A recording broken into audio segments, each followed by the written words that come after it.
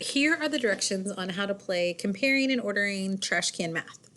What you're going to need is your recording sheet and then 3 dice or a cube with 3 die in it. When you have these, your goal of this game is to get the greatest number or to compose the greatest number after you've rolled the dice.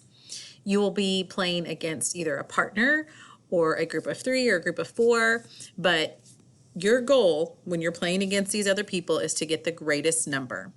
So to start off, one person in the group is going to roll the 3 dice to start you off. Now, the way this game works is that you are allowed to take any of these digits, 5, 5, and 4, and stick them anywhere in these place values. Now, you have to use the numbers in some way, or you can trash them. You're allowed to trash 2 numbers. Well, I like these numbers, 5, 5, and 4. I'm going to put the 5, and then I'm going to put a 5 here. And then I'm going to put a 4 here. All right, now I haven't built my largest number, but I'm hoping. Maybe I should have put 5, 5, 4. Everyone in the group will be writing their numbers somewhere in their the slots here. And we don't show the other people in our group because we're trying to build a number greater than them. And as we're working, we're also going to make sure that we don't erase anything. So keep it in there. We're not going to do any erasing. So now we're going to roll it again. 4, 3, and 4. Oh, these numbers. I'm not really feeling the 3. I'm scared. Maybe I'll just put the 3 here and the 4 and then the 4 here. Now, other people in the group might have trashed the 3 or trashed a 4. All right, so here's our third set of roll. Okay, there we go. I got a 1. So that 1, you're definitely going in the trash. You're the lowest possible number. And this 6 is the greatest possible. So I'm going to put you over here.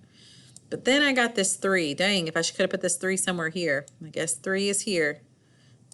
All right, and the final roll, 3, 3, and 5. So I really don't have a lot of choices. 5 here, 3 here, and then I'm going to trash the other 3. So now at this time, all the people have created their number and we are going to compare them and order them to see who has the greatest. This would be a great time to look at them by place value. So maybe I'm going to look at this. This is our units, thousands, millions, and billions. So we look at the billions and you know what? All of us put the 6 there. That was probably a good choice for all of us. Good. Oh, we get to the 100 millions. Everybody used a 5. Wow, that's awesome. So we're going to mark it out. Ooh. But when we get here, when we get to the 10 millions, we have some different numbers. Well, I put a 3 and the other 2 people have a 5. So mine is automatically the least number and I don't win. So I'm going to put an X here. But let's say I have a 3 and the other people have a 3 or a 2 or a 1. Maybe I have the greater number. So I need to keep evaluating and you'll go through each of the place values just to make sure.